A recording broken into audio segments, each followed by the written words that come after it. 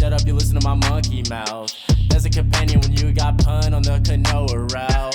Hopped in a portal and got in a fight, Elias knocked him out. Bow, Naruto fighting style. Bow, UFC he tapped out. Bow, we win, we get crowned. Monkey mouth, monkey mouth, monkey mouth, monkey mouth. Alrighty, everybody, welcome back to the Ones Who Woke Up podcast. This is Joshua, and today I've got with me Matt Rivas.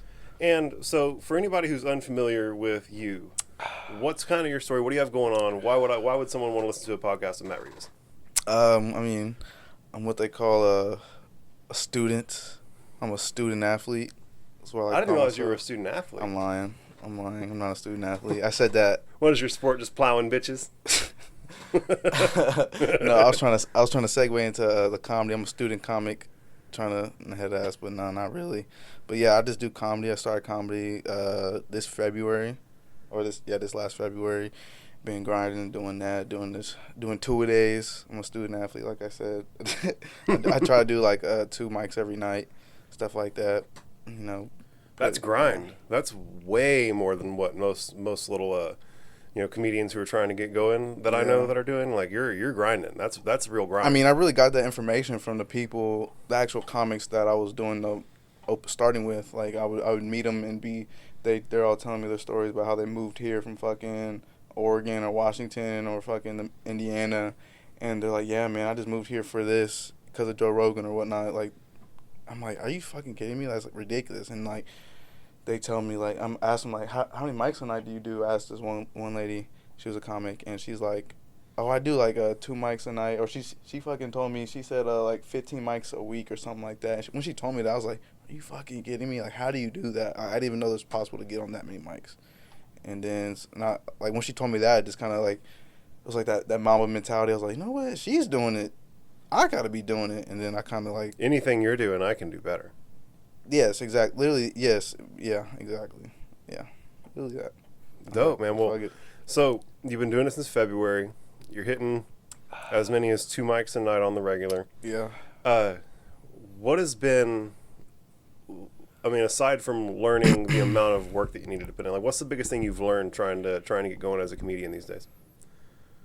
Honestly, it's just saying fuck it and just doing it, honestly. I mean, that's what I learned in the beginning, because that's what I heard. I mean, that's the advice I was given. Like, watching all these comedians on podcasts and stuff for years, I'm like, damn. I've always been fascinated with comedy, like growing up and stuff. But they've always told you, they've always told us, like, if you want to do comedy, you just got to go up there and do it. And like that's the first thing. I've been hearing that for years. And then one day I was like, I really want to do it. And then I was just like, bro, stop being a bitch, bro, and just do it. And then I looked up fucking on Instagram, open mics, and then I went to one same day, and then... How'd your first set go? Bro, honestly, it was really good, because it was in my opinion, like, it was really good, like, on a confidence standpoint. Like, I wasn't just, like, because it was a street mic. It was on the street of 6th Street, Congress and 6th by Punch Bowl. It's Victor Martinez's street mic. Dude, with the Dragon Ball Z tattoo? Yeah, bro, anybody who's willing to put a Dragon Ball Z tattoo on their face, bro, that's my guy, is living that life. Bro, I'm about bro. that life. That dude is sick, bro. Dude took the leap. Dude went balls deep, and I definitely respect did. that. And that was my first mic I did. I fucking went with my buddy. Man, I can't believe that. It was wild. I can't believe that their show got rained out. Whose? So Victor runs that High Tonight show. Yeah. Oh, bro, it happened this week though at the Creek in the Cave. Oh, they finally rescheduled. Bro, it was a great fucking turnout, bro. Oh, good for them. Bro, it was so I went and it was super good. Victor, if you're hearing this, I'm proud of you, bro. Bro, it was awesome. Yeah. It was so, really good. Do you think that ultimately it wound up being a step up in venue for him? 100%. I mean, it was growing pains because it was new coming to Austin. And I knew him for like damn near 6 months before I knew he had a fucking show like this that had 400 and some episodes. I was like, what the fuck? You ain't tell me nothing about this, dude. And he said like a bunch of good people on there. One of my favorite quotes was that real G's move in silence like lasagna. That's my favorite rapper. So you're a Weezy fan? Excellent. What? So you're one of the first people I've ever said that quote to that like knew where it came from, exactly. bro. You just scored a whole bunch of cool guy points. I'm an old school hip-hop guy. I'm a big Wayne fan. Like I'm a Wayne fan to where like I see Drake, Nicki, and Lil Wayne like as the same person because they're all Young Money. So, like, that's the way I see it. So let me, because I know you're going to be one of the only people I can talk to about this who's going to know what the fuck I'm talking about. What? Do you believe that Gilly is actually his ghostwriter? Bro, I don't believe it. First of all, I don't believe that shit. Bro, Gilly the Kid, I heard the diss tracks and shit like that, but that Don Cannon, whenever Cannon, that diss track to Gilly, bro, what? Yeah, it definitely, like... He's not ghostwriting that. Whenever they started going at one another... and his diss track was better than anything Gilly ever put out. Exactly. The diss track. Exactly. The diss track. And that wasn't his best work. On the mixtape. Exactly. That wasn't anything close to Wayne's best work. And, like, if you measure those two things... Who are you telling? I had this debate with so many people growing up. I remember in middle school, whenever he dropped Dedication 5, I was in 8th grade, because we're waiting on the Carter... Yeah, we're waiting on the Carter 5 at that point. Yeah.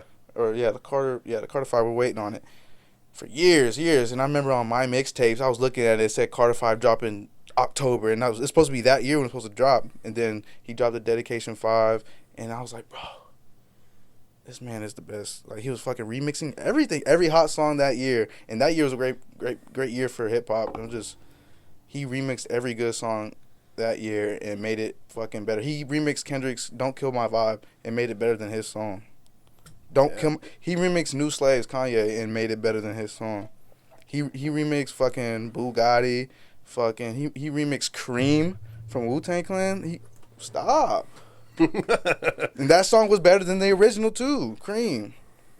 I can go on and on about that guy. That guy's ridiculous. Bro, I've listened to so much goddamn Lil Wayne in my life. And when I found out, the day I found out about that 10,000 bars, I freaked the fuck out.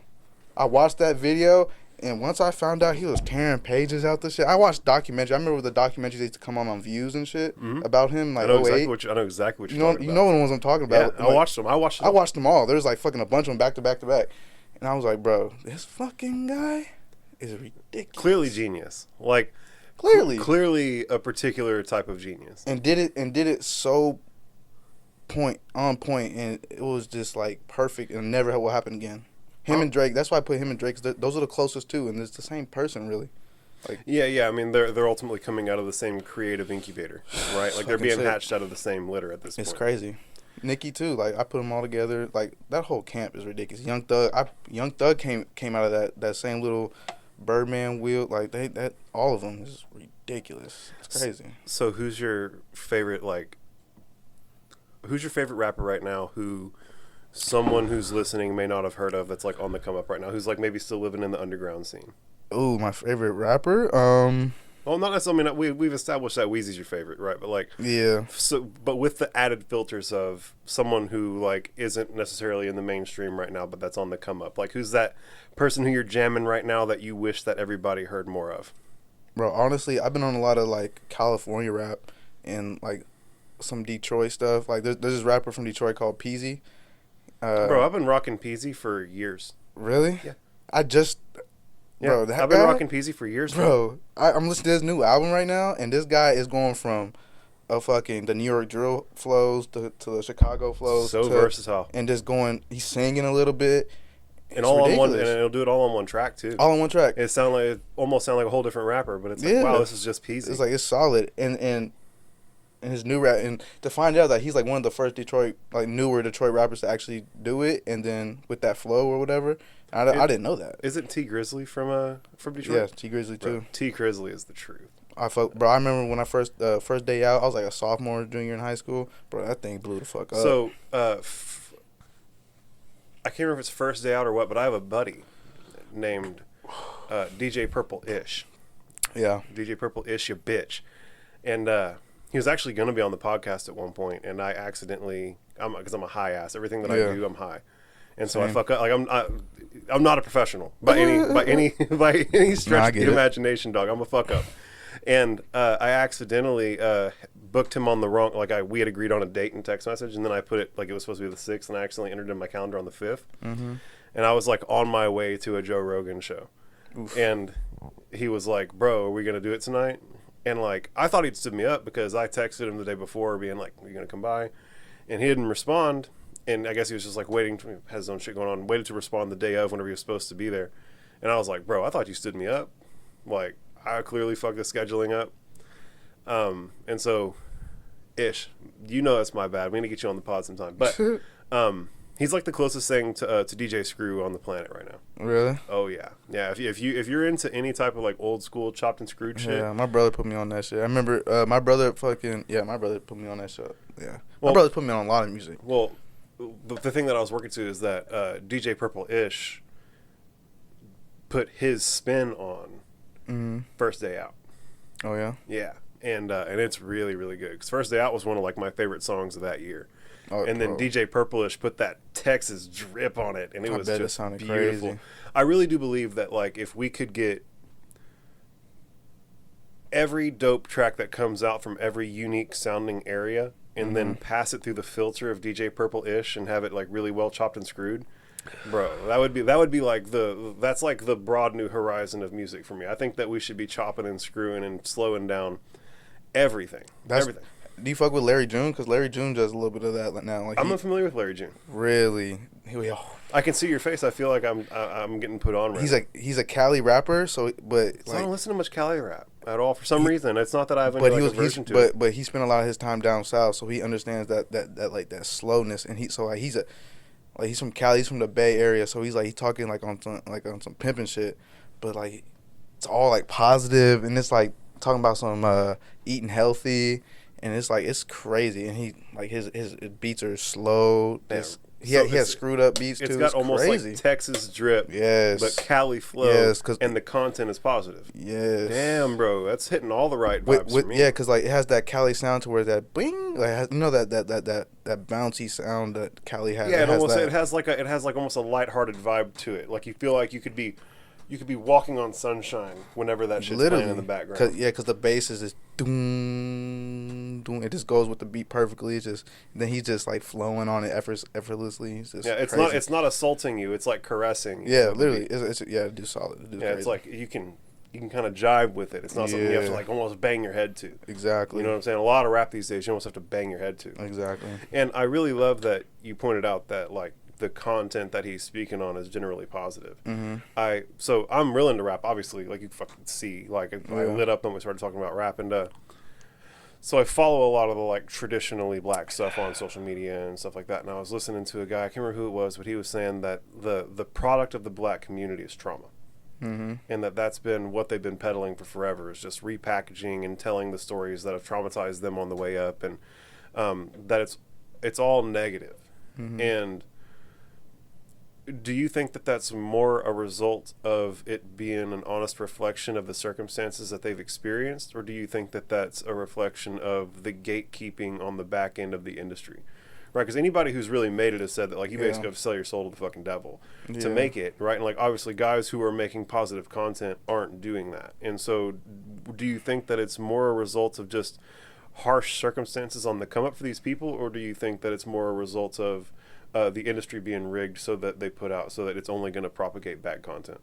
I think just like everything, it they both go hand in hand with one another, because like obviously the industry, if that's what the culture is filled of, we're all used to it. Then making money, if it's making money, then the industry's going to. Well, one of my favorite quotes on making money is that it's always easier to keep making money the way you've been making money. Exactly. And that's where they're at, is they're just making money the way they've been making money. Yeah, and to the people that are making it, they're telling their truth. So are they really at fault? Like, who's to say? Like, you know what I mean? Like, they're the ones that are telling their life stories, their family's life stories, or their friends' life stories. They're the ones they're telling it, but it's also it's just how you see it, and there's a lot of nuance to it. It's weird. I don't know.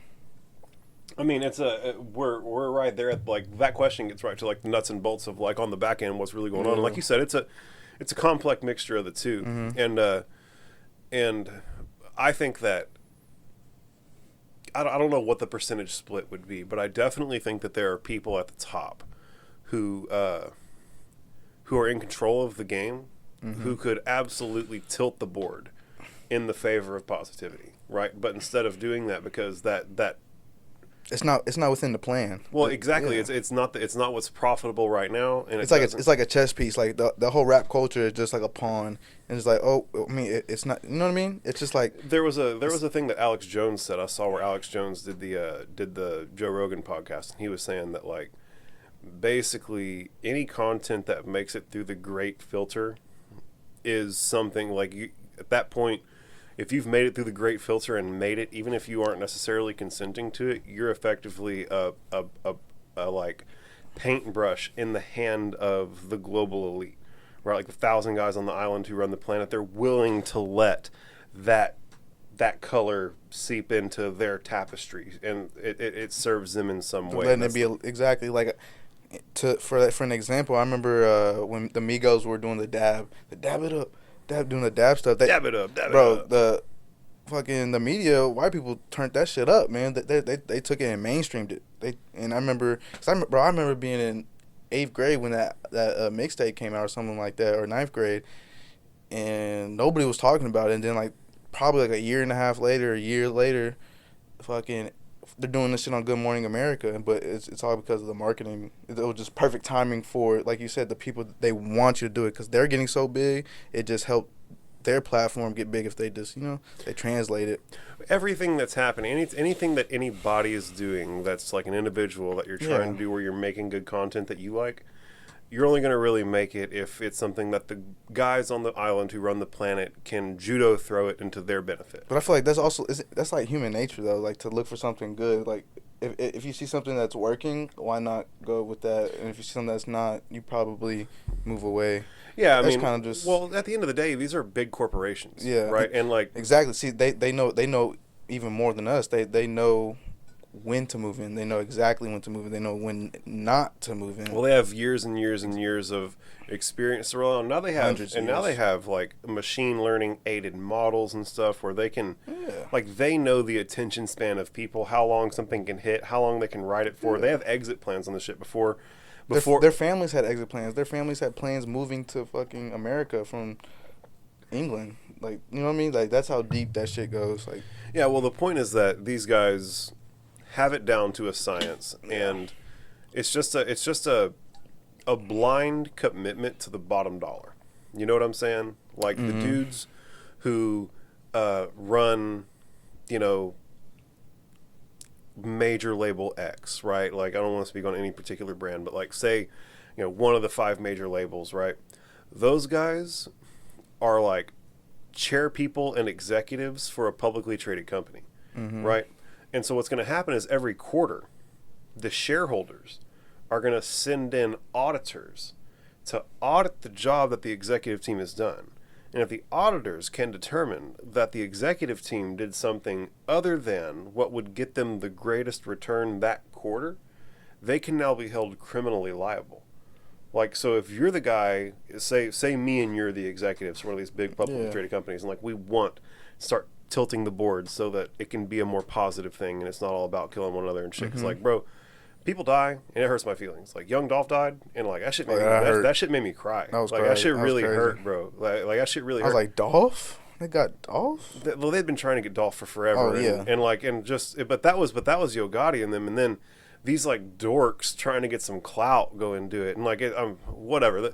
That's a very sad deal. And again, I'm tired of absorbing that type of sadness. Yeah.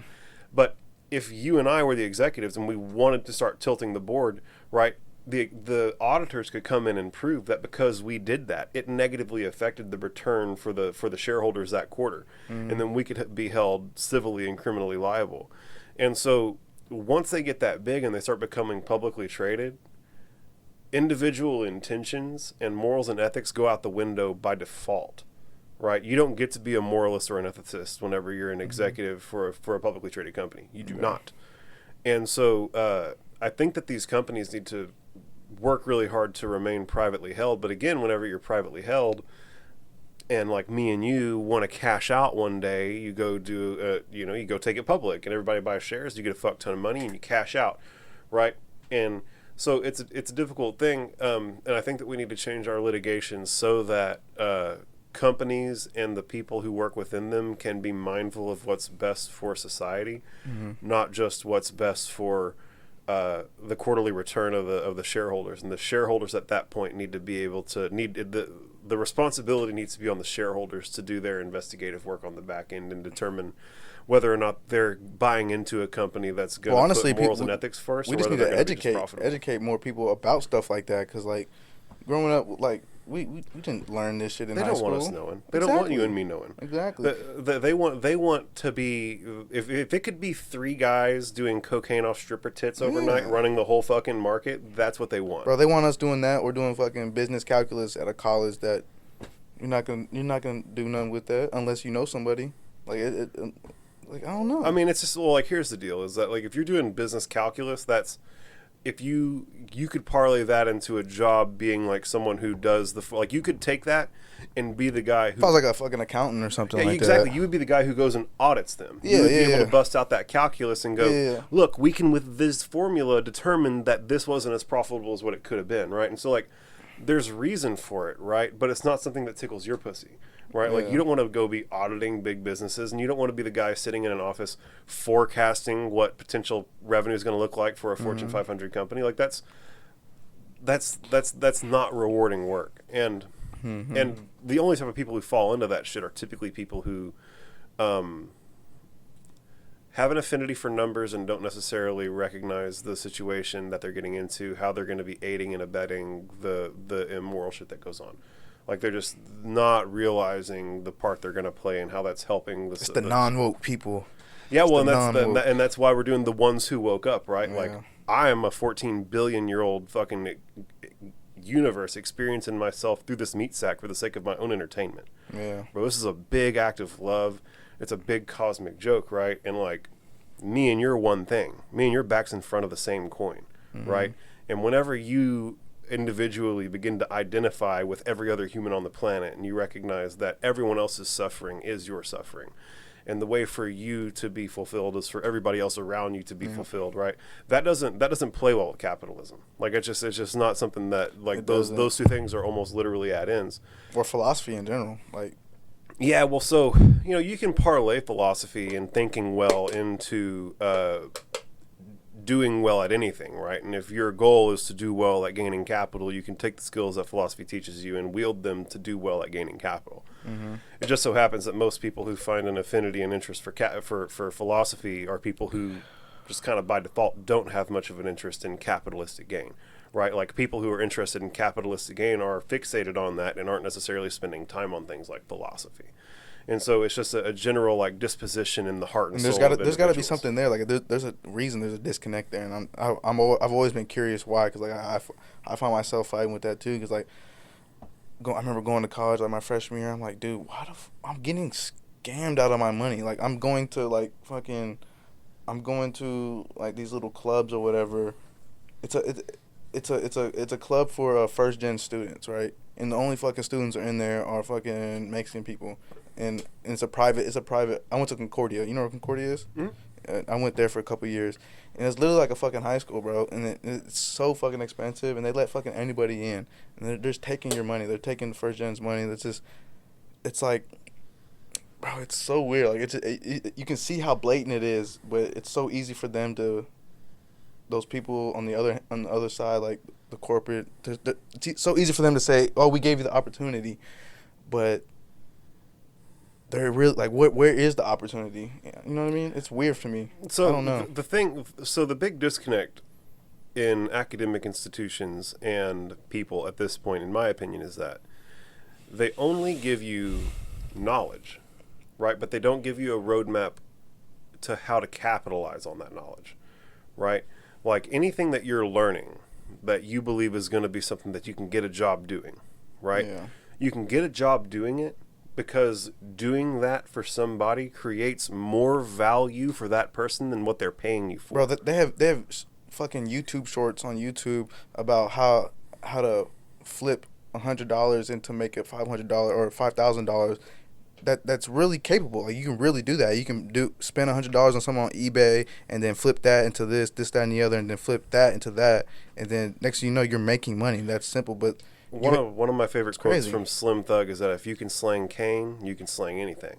Yeah. And it's the truth. It's just stacking and flipping, bro. It's literally like, you got to get You gotta, selling. It's just you got to pick a direction and go, right? The problem for people that want to make money oftentimes is that there's so many things you can do.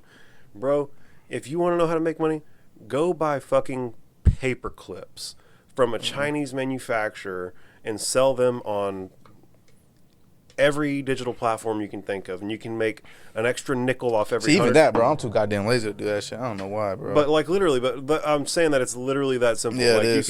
you can It literally really pick anything as arbitrary as Gary paper Vee talks clips. about it all the time. You can literally. I don't even know who Gary Vee is. Oh, you don't know Gary Vee? Who the fuck is Gary Vee? The little dude that does like the inspirational videos. Bro, so you're gonna learn about me. I'm a fucking hermit, bro. I don't keep up with anything that's going on. Yeah, like it's funny, we got to talk about rap and it feels like I'm like in the zeitgeist, but I'm not. Like rap is just like one of those like little like things that like I drug under my rock with me. But like, bro, like I don't watch the news. I don't watch anything that's on TV. Like I don't watch TV. Like I maybe play video games, but like typically, bro, I'm like doing drugs and meditating in my bedroom. Yeah. Yeah. Yeah, being one with the galactic consciousness. I feel that. Out here. Feel that. Yeah. I find myself doing that a lot. Plugging in. Getting high and just understanding, trying to understand. Yeah, well, so the thing about truth is that there's no real communicating it. Mm-hmm. Like, all I can do with my monkey words is, like, orient you in the direction of what I believe to be truth, right? But, like, the real truth of the matter is incommunicable. Like, our monkey words just are never going to get there. You know, it's like I could tell you perfectly what I believe love means, right? And you can conceptualize my definition of love as a two-dimensional snapshot of a concept, right? Like you have like a square. That is Josh's understanding of love. And you can take your little snapshot of what love is, right? Now we have two and a third, and you have a ceiling and a fourth, and like eventually you have like a cube, and the surfaces of that cube are defined by individual conceptions of their understanding of a concept, right? And I believe that the closest that we can get to truth is understanding all those perspectives and looking inwards toward the center of mass of that shape that I just described, right? There's going to be a center of mass from which all of those conceptions emanate out from. Right, and you can peer through all these different windows at the thing, right? I can look at love through the perspective of you and get a good look at the nugget of truth that is love deep down in there. But that's about as close as we're ever going to get. Yeah. And so that thing that I just described, how he made that shape with conceptions, that's what you could call the form of love, right? Like it has like love in the galactic scale has a shape, right? And that shape is defined by every single conception that every single living being across every conceivable existence anywhere are rolled up into a ball. I had a really, really tremendous psychedelic experience meditating in my bedroom on LSD, and I was able to ask the galactic consciousness, the thing that compels all of us to move, what the purpose of life was. And it told me, well, it didn't tell me, it showed me that it was love. And when it showed me, it didn't say love, it showed me like this drop of pink food coloring that like dropped down on me and like exploded into this like wild geometric shape, and it was like glistening and just immaculate. And it was evident to me that every single surface of that shape was one of these conceptions that I just described, right? Like imagine a cube with however many sides, then a hexagonal thing, then an octagonal thing, and then eventually you get to 100 quadrillion surfaces, and all of those surfaces are an individual's conception of what love is. And it showed me the galactic consciousness's understanding of love, the universal form of love. And I was able to peer in through a million different little windows into the center of mass of it and like get a closer look at what love really is. But it was very evident to me that the definitions of things and the truth of matters are very fluid depending on the perception of the individual that's looking at it. And like we all have a beholdable truth that is ours. Yeah. And that's as close as we're going to get. And like you can't expect everybody to understand everything the way you understand it, because we're all just oriented. I'm literally the same way, man. Like I feel like I've got a lot of understanding for things, and my whole life I've had like a hard time like getting those words out. And like I feel like a lot of my relationships have fallen off because of things like that, because I'm not able like to express myself in a certain way. But I feel like it's on me because I haven't been able to express myself a certain way, and that makes the other person I don't know, bro. Like, cause I always feel misunderstood in almost every situation ever. I'm like, cause I try my best. Like, even like that's why I like comedy so much. Cause I feel like I can just go up there and be myself without having to say sorry. You know what I'm saying? Yeah. And it's weird because like I'll make a joke to somebody that I won't really know too much maybe, and they'll take it they won't take it serious, but you can tell like they'll look at you different, and like it's hard for me to be like, oh bro, I'm literally just kidding. Like I'm 100%, because like I feel like people hear that all the time, but like whenever I say stuff, like I mean it genuinely, and whenever I tell a joke, it really, I don't know if it throws them off, but it throws me off, and it throws both of us off maybe, because like I didn't mean it, but people take that. I'm like, bro, I'm just trying to convince you that I'm not like this. So it's like a weird battle with myself. Well, here's the deal, is that there are certain people who comedy is simply lost on. Yeah. Right? And that's a 1 out of 4, 1 out of 5 people. Mm-hmm. And like those people who you're just trying to be funny to, who like take it the wrong way, you don't necessarily owe it to them to feel bad that they didn't take what you said the way you wanted.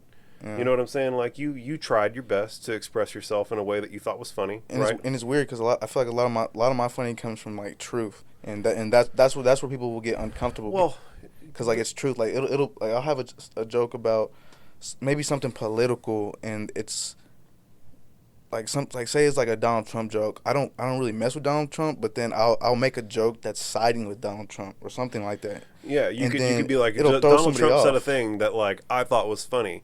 And, like, I saw a nugget of truth there, and you say that, and all of a sudden people are, like, looking at you funny. And here's the deal, bro, is that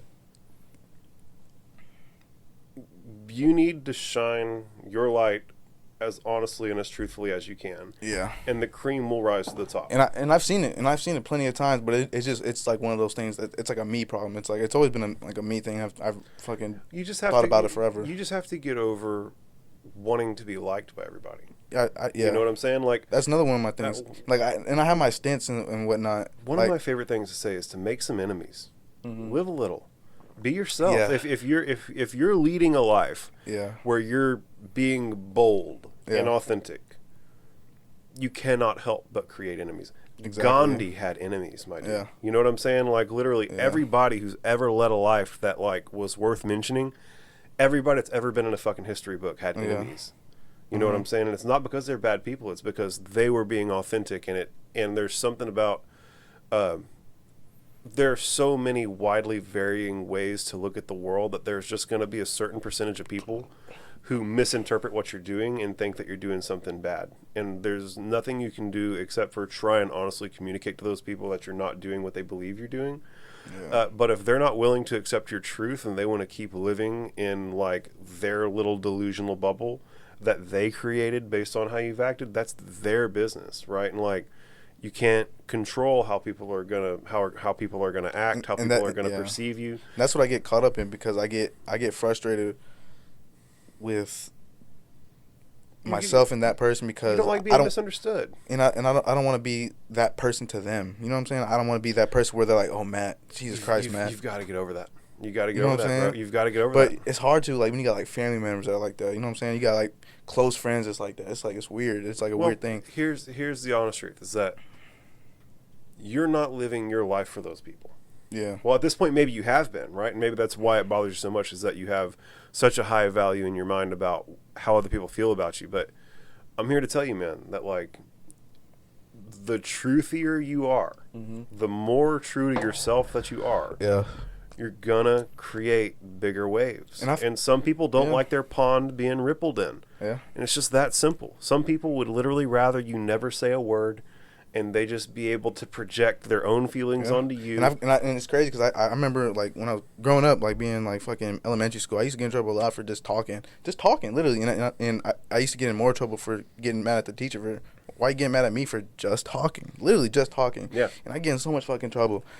And then I realized, growing up, going to, like, middle school and getting, like, just those few years, I'd find myself just literally finding myself just shutting up and just shutting up so I wouldn't get in trouble, and it's helped me in a way like a more it made me very observational and like made me look at the room, read rooms to be like, are you really like, just to understand what are you doing. Well, I want you to understand that out here in the real world, right, there is no teacher to slap your wrist because you're talking too much. You know what I'm saying? Like, you've gone from high school to college, and you've been living a life where there are like clear authority people like that are effectively dominating your behavior throughout a significant portion of your existence, right?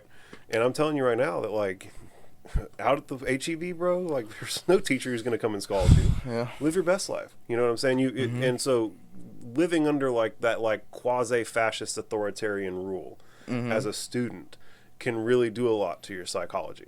Yeah, and it's weird because I've been, like I said, it's been like one of those things like back and forth. And another thing is like I've known this. Like I've known if I was able to act the way I wanted to when I was younger, I'd be great. Like it was just one of those feelings. Like, why can't I be myself? Why can't I do this? Because I felt like I always knew if I'm acting the way I am right now, like I'll be good. Y'all's reaction to the way I am, it throws me off because like I'm not doing much. So what you need to do, I mean, and obviously take us all with a grain of salt, right? Like I'm never trying to tell you how to act.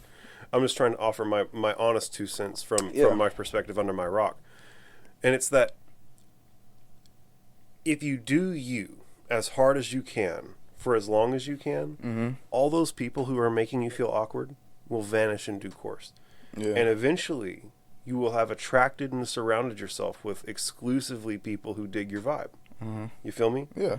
And you owe it to yourself to be your most authentic self and make the people who are going to be uncomfortable with your authentic self uncomfortable, and make the people who are going to love your most authentic self love your most authentic self. Like I'm telling you, like the relationships that you will forge by being your truest self will be so much more meaningful to you than anything that falls off. And I always have, because like I feel it, because I've always felt that way. Like the friends I make are through me being my truest self, just talking shit, and it shows. But I also see where, like, it's crazy because I know exactly what you're talking about. I know exactly what you're saying, like, but it's like that reality and the fucking what you want to do. I don't know, bro, but I understand what I 100% get. There are times where the principles that you want to operate with and the comfortability that you're seeking in the moment won't necessarily align. Like if you and it makes sense, right? You developed this aversion to making waves, right? Because it upsets some particular members of your family. It upsets some particular members of your friends group. And it certainly upsets all the members of authority who've been trying to keep you in line, make you fall into like a male dominator hierarchy structure of management. And I'm telling you right now that people who've woken up don't fit within male dominator hierarchies. And that's what's happening, is they're trying to get you to fall within the male dominator hierarchy. There's a dean, and he told the staff how to act, and the staff told the teachers how to act, and the teachers telling you how to act, and you're going to tell your kids how to act. And like, it's just this big chain of like everybody's just enforcing the rule of law of the alpha at the top. And I grew up like that. My dad was in the military, and that's how it was. Like, so even in your home life, you had a male dominator hierarchy. I'm telling you, bro, that waking up, real life waking up, doesn't, those two things, they don't go like that. They don't knit well. I've known this for years, bro, but it's like I said, being able to express myself to the people that need to know it hasn't been working. So it's just like that weird, what do you do? So again, the people who need it will be receptive to it. Yeah, they are. Yeah. And so again, like the people who aren't comfortable with you being your most authentic self aren't ready psychologically as human beings to be in an environment where they're around other people who are being their most authentic selves. They're not being their most authentic self. It's what makes them so uncomfortable about seeing you do it. It's like it breaks the societal norm. There's like subtle rules that like people expect you to agree to based on the dominator hierarchy that they're in, right? And you're not in the dominator hierarchy, and so you're acting in a way that transgresses. Like they're worried that like the alpha is going to get upset with them because they didn't enforce their rule to you, right? And like, fuck those people. Yeah. You know what I'm saying? And I'm sorry if that's your family. Yeah. You know what I'm saying? Like, bro, my dad was a foreman, like a union foreman. Yeah. Like, literally created fear in my heart if I did wrong. You know what I'm saying? Yeah. But I get where you're coming from, and I'm telling you that, like, if you can shed that and just be comfortable with making other people uncomfortable with your most authentic self, then those people are either going to... And that's where I've always felt comfortable, was making people uncomfortable. Yeah, that's another one of those weird things. Exactly. And so the people who really love you are supposed to love you unconditionally. Yeah. Right? Whether or not you're acting the way they want you to act or not, they're going to love you. Like, the people who really love you, they're going to keep loving you. So do you, and blossom into the flower that you are, right? Like, don't be afraid of being who you are, because those people who you really care about and who really care about you are going to stick around. Yeah. That's a fact. Like, they're like, my fucking father, believe you me, I do shit that my dad can't stand all the time, and he still loves me. You know, bro, it was making me laugh right now. It's like when you're saying that, regardless of what you do, those people they'll love you for who you are. I'm laughing right now is because, what about those bitches that are on OnlyFans and stuff? Like, they're saying the same thing. Bro, sex work is real work in my world. Like, I have no problem with it. That's what I'm saying. I have no problem with it. Bro, but it's like, oh my God. I don't know, bro. Like, I don't know. I don't have a problem with it, but it's just like, it's the girls that like preach on it for the wrong reasons, or that they don't even know what they're doing. I don't know, bro. It just rubs me the wrong way in a certain way. So I can definitely understand where you're coming from, where there are certain people who are participating in it. Yeah. Who are ultimately doing their best to court other people to come in and do it. Yeah. And who don't necessarily realize the impact that they're creating. Yeah. And it's like they're operating from a position of ignorance, right? Like, that's the simplest way to put it. And that is going to rub someone who thinks really deeply kind of wrong, right? But again, it's like, it's such a quick decision for people. It's like literally such a quick decision. I know people like that I went to school with, like friends that they're on there. I'm like, girl, like, I have a joke about it now because it's funny. I'm like, these girls walking around, fucking making $200 a month on OnlyFans, feeling like they're Bella Thorne. I'm like, this is sick, bro. I'm like, these it's like girls nowadays starting a fantasy football league, or starting OnlyFans like it's a fantasy football league now. It's ridiculous. Like, they get all their girlfriends on and shit. You know what I mean? Yeah. They like tribe up. They get a little 8-man team. Have one boyfriend. Fucking, that's funny, bro. They have one boyfriend manage the fucking league. That's hilarious. Yeah, that's literally crazy, because I've been working on that for a while, and I didn't. Yeah, that's funny. You're pointing at something funny. I know. Like, it is. You've got like a nugget of truth in there that is funny. It's fucking crazy. And the essence of comedy is irony. And that's my bro, I live on irony. Well, that's my life. That's really like the nugget of where comedy comes from. And it's so crazy. And it doesn't matter how awakened you are. Like, you can be an awakened Godhead. But it's like a disease. I almost everything's see it so like, funny. I almost see it like as a disease, because these girls like, like, bitch posting. I swear, like, that shit's crazy. Like, they go crazy over the top 15% on OnlyFans. Like, bitch, there's 80 million bitches just like you on OnlyFans making $20 a month, and you fixated on that top 15%. There's about 1 million girls in that top 15% with you. They got you. That you got bamboozled for that tax money. And now your pussy's gonna live online for forever. And that's like, if you're okay with that, see that I just want to know. I just want to hear from the horse's mouth. Are you okay with that? I just want. I mean, they are, like, they're putting like I think that anybody who.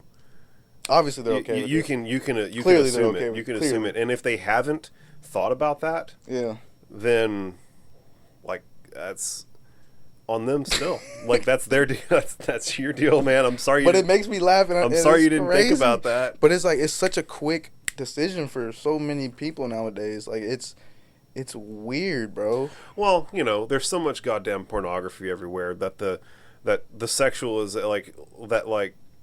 sexualization doesn't have the same taboo that it used to, and there's a lot of, like, amateur porn out there, and I think everybody's just trying to get in where the getting's good. Like, I'm Catholic, so I'm just, that's their equivalent of, like, starting a podcast, right? Like, they're just getting in where they feel like they can, where they see all this money happening, and they're just hoping that they can get in on the revenue stream. It's their TikTok. It's their TikTok. It's yeah, their exactly. In, it's almost like a social media platform that just has really good returns. I mean, girls been doing it. I mean, I remember in high school. Again, I'm speaking outside of my ass because I'm not on. I'm not on it, and I mean, maybe the next person I need to bring on should be an OnlyFans model, and then we can hear it straight from the horse's mouth, like you said. Cause I need to. I love having those conversations with I just want to know why, what made you do it, why couldn't you do something else? Well, they could do something else. They were just taking the path of least resistance. Exactly. Like they knew they were beautiful. They knew they could objectify themselves. They knew that could lead to some cash. Hence why I want to know why. I want to know why you feel like that. What made you feel like that? Well, I'm certain it would be the circumstances surrounding capitalism, right? Like they just looked out into the world and measured and determined this was where the path of least resistance was. And I guess you're right. Some people just are okay with taking the path of least resistance, and it just happens to be women, and women just happen to have sex work. Well, I mean, men have sex work too. Like, it isn't as great a percentage it's of not the least sex work industry. There's more resistance in the male sex work than... Well, I mean, you say that. It's definitely not as competitive a market. There are way less guys selling dick than there are women selling pussy. But women are just as horny as men. And so you can get into a less competitive market slinging dick for cash. And I can say this pretty matter of factly. Like I'm not just speaking out the side of my neck on this one. I've known some fellas who've made some cash. That shit is crazy, bro. Yeah, there was we don't need to go off into the details of it. But exactly. I've got some secondhand experience. Oh my god. And it's legit. I don't have any problem with sex work. I think that. But on video, it's like we're taking a video of you. It's like it's wild to me. It's just wild to me. It's a wild dynamic for me to digest when people, they know, like, culture has for thousands of years it's never been okay with like exposing yourself to another man's wife or something like that. That's always been frowned upon. Stuff like that. Not necessarily though. Like there are like in old Indian culture, like they were having big orgies. The Kama Sutra, like they were all fucking and having a great time together. Yeah, but weren't those like the elites and stuff though? Like everybody, I feel like elites was doing everybody was doing that shit. Yeah, bro. I don't see any peasants. Here's the deal: is that the peasants follow the lead of the leaders. That's true. And so if the leaders are all fucking, the peasants are all fucking. But what if the peasants thought the fucking leaders were crazy? Well, I don't think that they'd still have those books in publication if they thought they were all crazy. Like, there's a reason. Like again, path of like they're gonna. I think that. That's true. I think that the natural form of human sexuality is orgies. Yeah. Yeah, I think that we, back in the day, whenever we were like all getting going, right? Like whenever, like not even before society, like whenever humans were still like trying to evolve into being humans. Yeah. I thoroughly believe that we were all like taking mushrooms and having big orgies. I really, really do believe that in my heart. That's gross. Shit, I dare a caveman trying to take my wife. Y'all are sharing. I know. I couldn't imagine that. Hell no. Nah, I can't see that, bro. Cause a caveman sharing a wife that you're supposed to they're putting their kid in. I can't see that. Like two nuts going into one. Well, like, so here's the thing: is that back in the day, no one knew who the dads were. It was just a big tribe. Yeah. Like we're a tribe. Did they though? I guess at the very beginning, huh? Yeah, we're just a big tribe, and like we're all looking out for each other. But eventually, they had like like Native Americans. They had like families, this, that, and the other. They had like there were sanctions, wasn't there? I don't know enough about that. I'm saying that like that if you're speaking about a culture, then we're way further down the line than where I'm at. Yeah. Like I'm talking about ape people. Yeah, ape. I thought like three people, like Adam and Eve type shit. Yeah, like whenever we were first, even like. When consciousness was emerging in apes, right? I believe that's the type of environment that we emerged out of. That's true. Yeah, I can see that. And I do believe that monogamy is a thing that is like a mechanism for control, right? I really do believe that you're a more calculable unit of potential profit when you're operating as a family unit. You know what I'm saying? Like I think at the end of the day, it's something that so it's obviously here for a reason. Well, that way of life, like you said, monogamy. That's what, one wife, right? Or that multiple? That's one wife. One wife, yeah. See, yeah, I mean, I think the Muslim dude's got it figured out. I do too. I do too. But you can have multiple wives. I do too. Wives can't have multiple husbands. That sounds like dog shit. How is that fair? It sounds like that sounds like it works. It sounds great for you because you're a man. Imagine if you were a woman being like, Bro. oh wow, I can be with a man who can have 10 wives, but I can't go have 10 husbands. Like, it's very oppressive. That's very impolite. See, I don't even have the heart to have fucking 15 wives, bro. I have like 2. Well, so here's the deal. Maybe Here's 3. how it works when you got 15 wives. You have 5 or 6 that are for fucking. That's all business shit. You though. got a couple that are there for cooking and cleaning. Bro, a wife. They all play their roles. And they you all got come like with something. Then you got like a big burly one that like whenever they have problem with She you. came with 100 acres. Yeah. The biggest one came with 1,000 acres. Well, the biggest one is your like your enforcer. You know what I'm saying? Like one of the ones that you fuck starts getting the hang up and wants to fight with you. They don't get to fight with you. They got to fight with Bertha. I got a Bertha on the squad, and if Jane and June want to have words with me, they got to have words with Bertha. You know what I'm saying? But even that seems more natural than having another fucking being a cuck. Well, so here's that seems, I don't know, maybe I'm fucking egotistical or a narcissist. Well, I'm gonna tell you. So here's the deal: is that there's a spectrum where when you get to the furthest end of alphaism, there's no longer any fucks given. Yeah. Like, how could that guy putting his B- wiener into one of your several wives be any threat? Mm-hmm. You know what I'm saying? Like, I don't think I'll ever get to that because I got so much pride in me. I'm like, bro.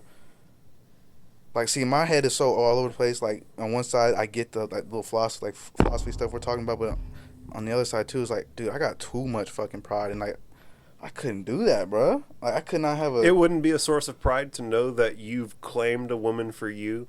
That's yours, that can only get fucked by guys who want to fuck her because she's that attractive with your permission. That wouldn't be. I'm not gonna lie to you. I thought about that like today, and I was thinking about it. And but wouldn't it be a source of pride? Like, oh man, my wives are so beautiful that these guys want it so bad. Fuck no, I don't know, cause I've seen Game of Thrones, bro, and every time the dude's getting cucked, I'm like, I don't know, bro. I can't do that. I just can't. Here's the thing: is I would never be getting cucked. I would be fucking both of their assholes. Like, you're getting to fuck her, and I'm doing what I want with both of y'all. Facts. Like, there's I wish I could do that. I wish I was that down. I tell you what. Because maybe if I was in that case, I probably would be like, fuck it. Well, I tell you what. I know some people in Austin. Yeah. And yeah, I can get you introduced to some circles where you can have some experiences that might loosen you up a little bit. Yeah, because I hope, man. After your 5th or 6th orgy, it's all just things to fuck. You know what I'm saying? Like we're all just having we're all just doing what we can that corner to have right as now. much fun as we can. Yeah, I'm turning that corner, but it's also in my head. I'm so like distilled in the fact like we're trying to build something here. Well, you know, you did grow up in like my family did what they did to be somewhere. Yeah, exactly. So your family was monogamous. Your family as I know was a dominator hierarchy, right? Like, so you have to fit within the conceptions of what your parents have, right? And so this is a bunch of you unloading data that was put into you by other people. You know what I'm saying? And if you at least go give it a shot, right? Like, because at this point, like I'm fighting with myself for that. Because I wish I could give it a shot. Sit right here, watch my girl get fucked, bro. I couldn't do it. Well, you don't. The thing is, you're not just sitting there watching your girl get fucked. Like, I might jerk off. I couldn't. Oh, not even that, bro. Like, it's an orgy. You're fucking whoever is around. Like, anybody. Like, there's not. So I don't co-sign on. Like, I would never sit here and just watch a dude fuck my old lady. You know what I'm saying? Yeah. That doesn't sound fun to me. I'm trying to have an ecstatic experience. I'm trying to do what's going to make me feel good and what's going to make me come. And so that's the devil, bro. I feel like that might be that's crazy though. Like going that far, I don't know, bro. Well, so here's the deal: is if you get to feel something that much, I don't need to feel that. Well, you deserve to be able to feel that. You deserve to be able to push the limits of ecstasy within a human body. You deserve that. We all deserve that. Yeah. What do you gain? I don't know. I don't see the upside because it's like ecstasy. I'm thinking about it, bro. I'm hitting this random bitch from the back. Her fucking husband is hitting my fucking girl from the back. I'm like, yes, I'm fucking some pussy right now, but I'd much rather not have my girlfriend getting fucked. You see what I'm saying? Well, so here's again. Once you've, at the end of the day, I'm not asking you to make any lifestyle changes. Yeah. You know what feels right for you, and you need to follow that feeling. Yeah. You know what I'm saying? Like if in your heart of hearts, it beckons for monogamy, where you're, settling down with one person, and that's what you do. Yeah. Then like follow your light. Mm-hmm. I'm just telling you that there are other ways to play the game that can be more ecstatic than that. I can fuck multiple bitches. I'm cool with that, but I can't see somebody taking. It's like, see, it sounds crazy, like the property shit. That's exactly what I was about to say. Is that you're proclaiming ownership? Yeah, you know what I'm saying, and that's the thing is where that person isn't necessarily your property. But it's not even like that. It's like when me personally, I have love for somebody else. Like, bro, I don't want to see you getting fucked by somebody else, or nowadays that's me being selfish. Well, so exactly, would you? That's crazy. Would you not want them to have? I got you, bitch. Would you not want them to have the most ecstatic experience possible with me? Yeah, with me, I'd be a great time. Yeah, well, so I mean, if you're the most ecstatic experience they can have, the more power to you. But that's the way I want to be. I want to be be that. That's a lot of pressure. The best I can be. That's a lot of pressure, homie. It is. Might wind up with limp dick. Shit. Shit. I mean, but it's like performance anxiety. That's a confidence. You're setting yourself up for performance anxiety there, dog. Fuck no. That's a confidence thing, though. Like letting. What did you just say again? Because that fucked me up for a second. I don't remember. What the fuck were we talking about? We were talking about something about. I think I was asking if you would want for your spouse to be able to chase the most ecstatic experience they could go after. Okay, yeah. And my argument is why couldn't it be me? And my argument is why would somebody not feel like they could give their significant other that feeling? And like, what is that? Like, what's the deal with that? Well, after you've been together for 10 years, y'all start getting bored with one another. You know what I'm saying? We can get some sex toys. It's crazy you go to the swinger party too. You know what I'm saying? Like, because at some point, like, she's cheating on you with a piece of plastic at that point. And then fuck her, bro. I don't need her. That's the way I see it. Like, bro, if you clearly don't love me enough to not be with me like that. I just don't necessarily. So again, love is a spectrum, and I think that someone can love you very robustly and it not contain monogamous love. Okay, you know what I'm saying? If that's the case, I'm looking for loyalty then. I don't want somebody that says they love me but wants to do something else. That's not my definition. Well, you're just looking for someone who will agree to your rules, right? I guess. You want to be your own little male dominator. You want to be able to say these are the rules and we're going to stick with it. But I honestly, I mean, I guess that's what it is. But I don't. In my relationships, I'm not even a dominant person like that. Like, but they can't go fuck somebody else. Yeah. Like, but I mean, at that point, you're dominating the rules. You know what I'm saying? I guess so. But I mean, I'm not trying to advocate for cuckacy at all. Like I'm no cuck. I'm no cuck.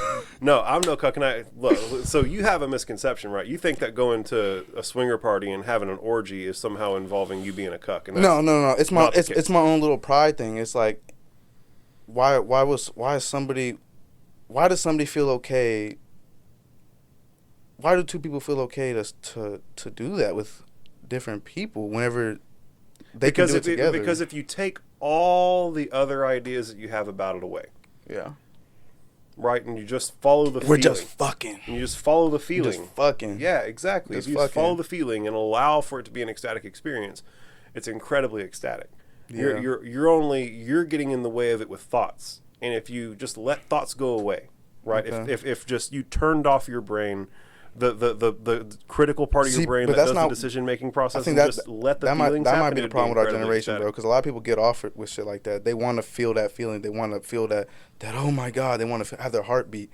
Well, and everybody's having to chase that shit now because everybody's been watching porn since they were 10. Yeah, you know what I'm saying. Everybody's we're coming into a weird place. It fucks up a lot of things. It fucks up relationships. It fucks up a lot of things. Like, bro, you can't be like. So it's I don't know, bro. It's a weird ass time, bro. It's like a new time where fucking relationships are just open. Here's the thing: is that people these days are comfortable enough to explore what this all means. Yeah, you feel me? Yeah. And we're just talking about stuff that's on the cutting edge of it, right? And so you just haven't been there and done it. You know what I'm saying? And that's and it's all good. You may never get there and do it. Yeah, and that's okay as long as you're leading a life that serves you well. That's all I care about. Yeah. Right? Because at the end of the day, like I said, this whole thing is meant to be an ecstatic experience. And if going and participating in an orgy doesn't create the feeling of ecstasy for you, that's okay, right? Like, what, like, seriously, like, again, remember we were talking about the conceptions of love? Yeah. What is ecstatic for you, But and what is ecstatic for me are two different things. A lot of people think that's like the thing. Like people, not saying like everybody thinks like orgies the thing to do or whatever, but like people are normalizing having multiple partners, but like they're also normalizing no emotion, bro. Like there's no emotion. Like they just think, oh, I'm gonna be with this guy and then with this guy. I think that you're projecting that onto the situation, because I've been around several people who are swingers and people who participate in orgies regularly who've been in very long, well-sustained, incredibly loving relationships. Bro. Yeah, and so this is what I'm trying to get across to you, is that we all have vastly different perspectives on what creates the feelings of ecstasy for us individually. And I wish I might have to take some ayahuasca or something, because, bro, I literally can't get over that hump. Like, bro, you want to do some DMT? Yeah, that'd be kind of crazy. Guys, I've got DMT. Really? Yeah, oh yeah, we can talk to God. You got 15 minutes, bro. You've always got 15 minutes. Nah, yeah, not right now, bro. Bro, we're talking 5 minutes to come up, 5 minutes of talking to God, and 5 minutes of coming back. No, I still got a few things to figure out first. Well, the truth is that a big trip will force you to figure that shit out. I know.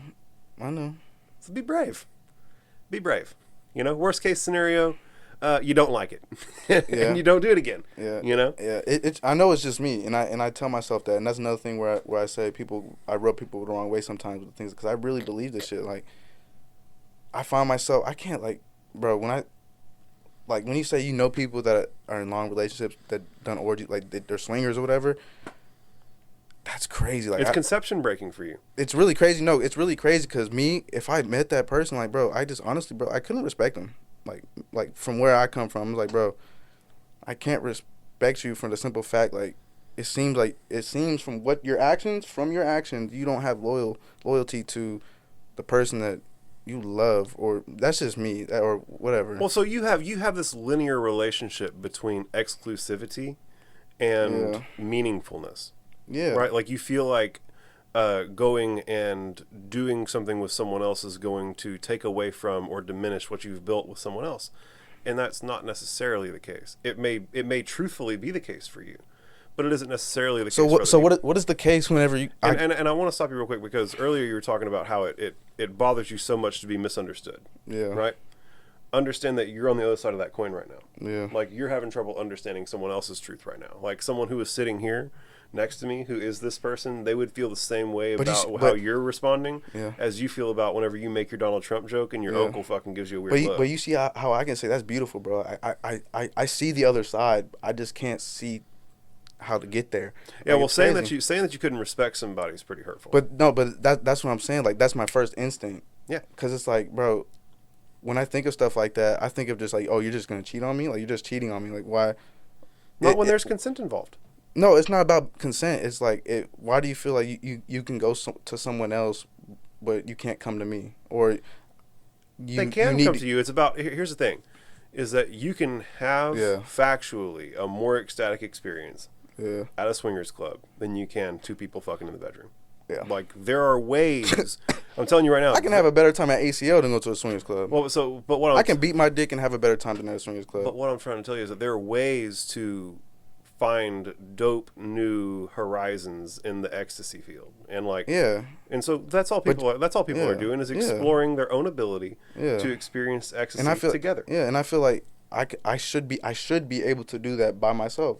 I should have the confidence in myself. You can do it. Yeah. You can go do that by yourself. And I just don't understand the people that don't have the confidence in themselves, that feel that they need to, or they like to, or whatever, go to those parties and do whatever they do. Well, at the end of the day, I just don't understand that. Well, at the end of the day, everybody's built different. Yeah. And we don't necessarily need to understand it.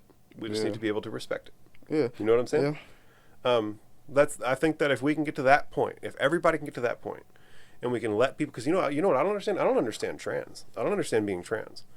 There are several things that I don't understand, but I can respect it. Like, that's your truth. And even if I don't have the capacity to empathize with it, because your truth lies so far outside of the realm of experience that I've had. I guess I say I don't respect it because I couldn't be respected doing it. You know what I mean? Well, so, I mean, sure, I understand that, like, you feel like the people who you care about would respect you less if you were participating in those activities.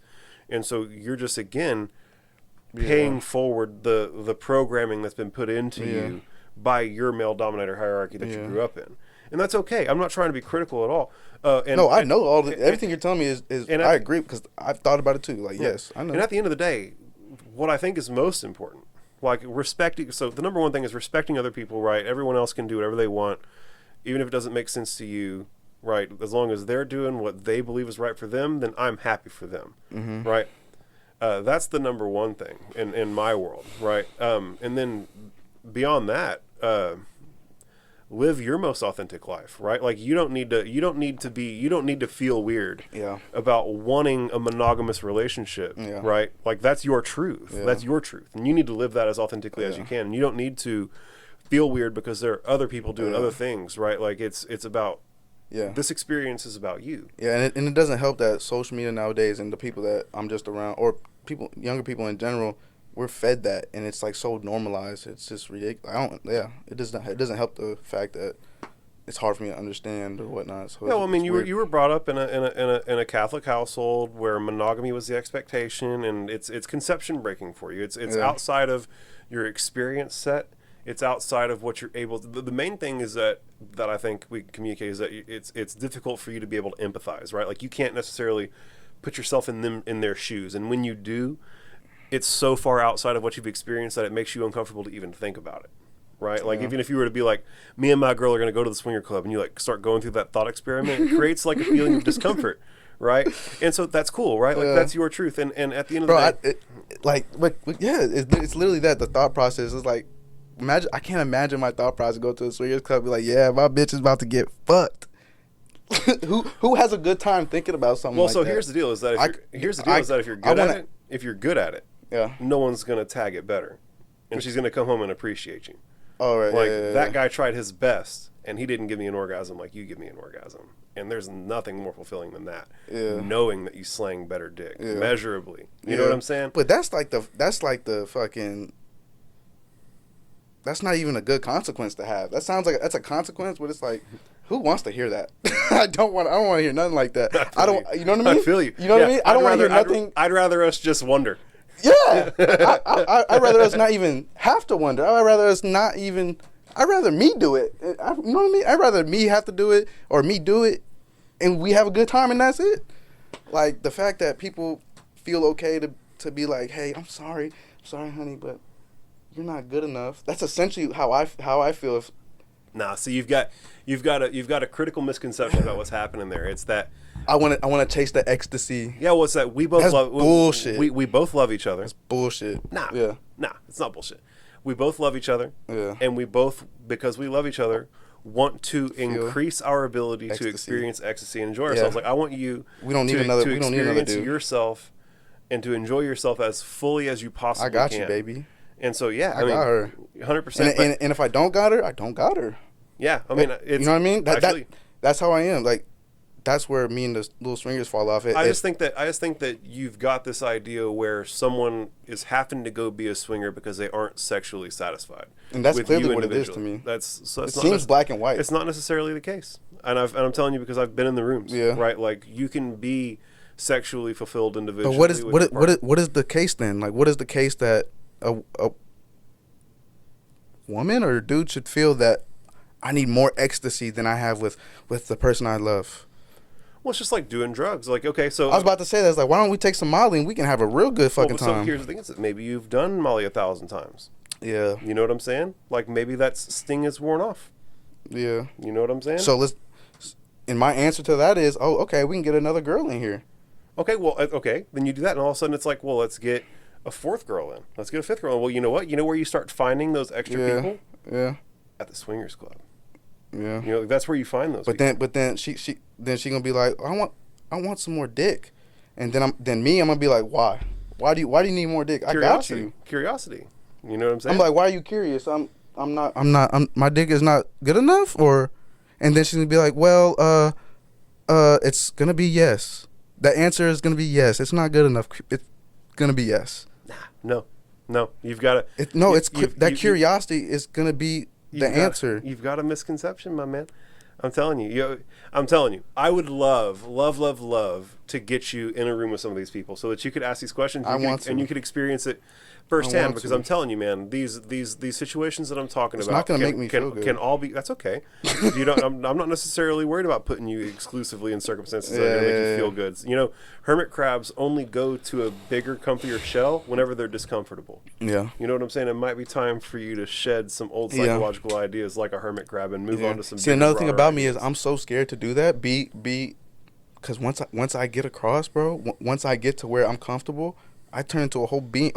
Well, you're being. living that full life, like you're living yourself to the fullest, and I understand that it can be scary if you were to go and start having orgies, and all of a sudden you're like an orgy monster. You know, you don't want that for yourself. And then I come to the same point I am right now. Why am I even doing this? Like, what ecstasy are we even talking about? Like, what ecstasy are we talking about? The ecstasy here is just not enough. Like, where do we go whenever the swinger party isn't enough? Where 8 dudes for my wife isn't enough?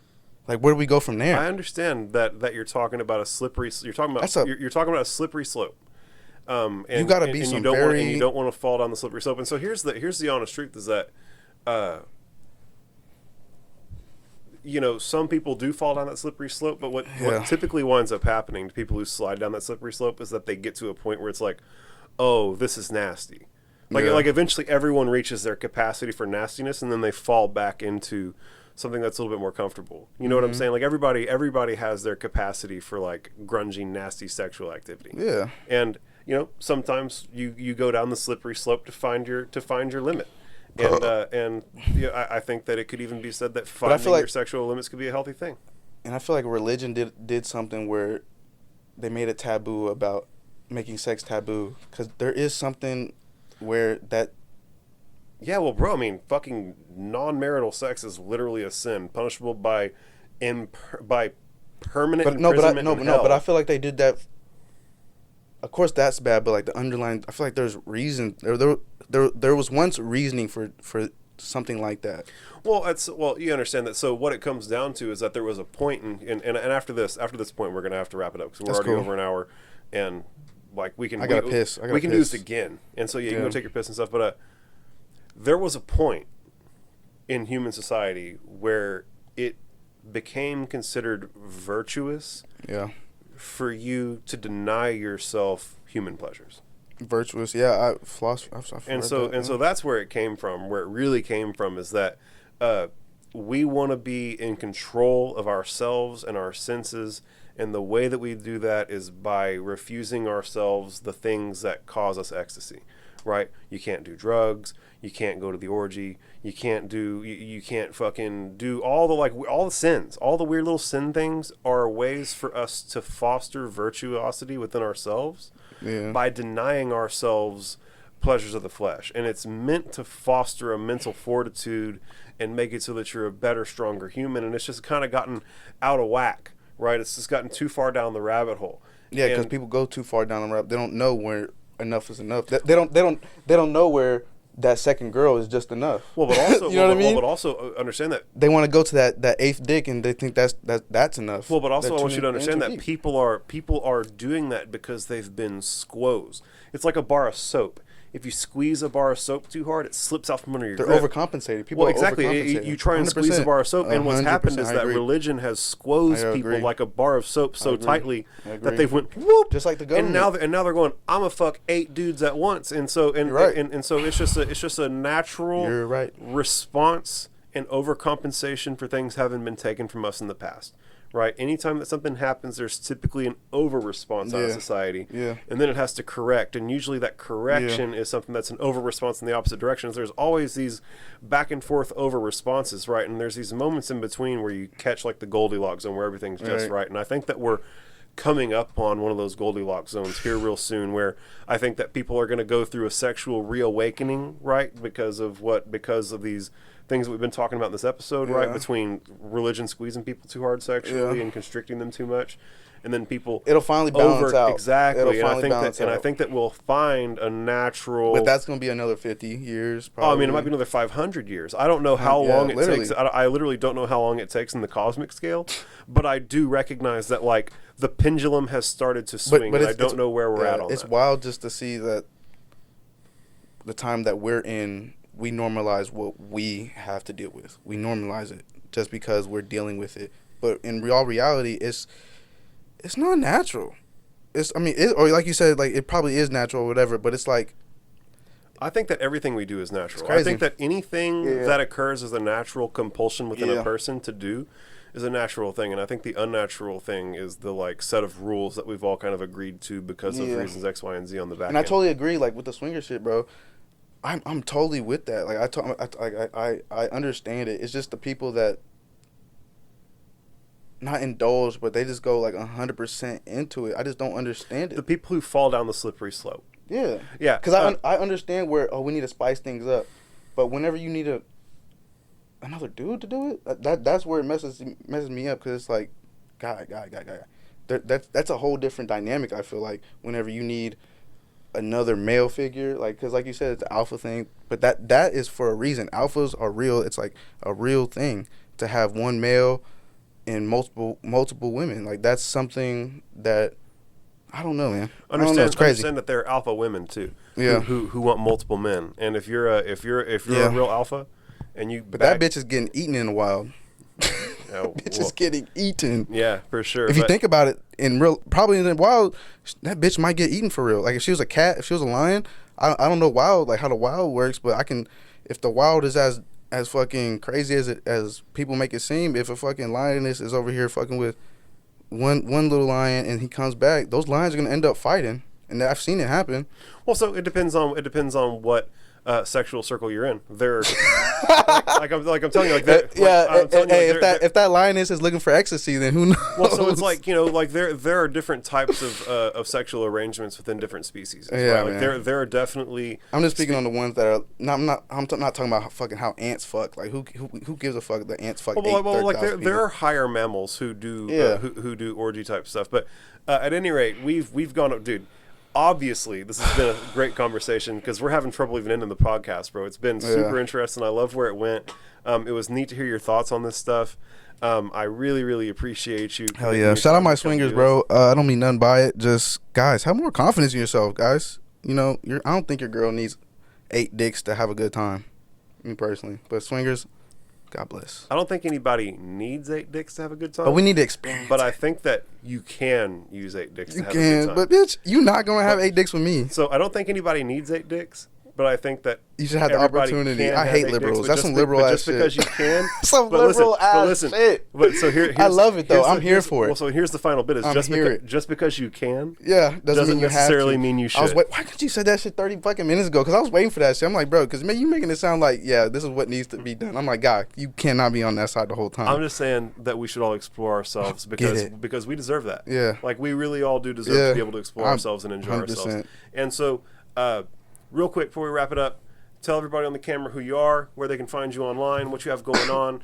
This is like your moment to plug yourself, bro. Let the people who are listening to the podcast. My name's Matthew Rivas. Call me Matt. You can find me on Instagram. Matthew, 2 T's. Matthew, MATTHEW. Matthew __ Rivas. It's 3 underscores. 3 underscores and a Rivas. Yes. And last thing I want to say is, nah, I'm going to leave that for next time. Oh, he left y'all on a cliffhanger. All right, guys, that's the ones who woke up. I appreciate everybody so much. Thank y'all so much for tuning in. Peace, guys. Sure. Bro, that was fantastic. That was a wonderful podcast, bro. Nice. Oh, that was long. Monkey mouth. Monkey mouth.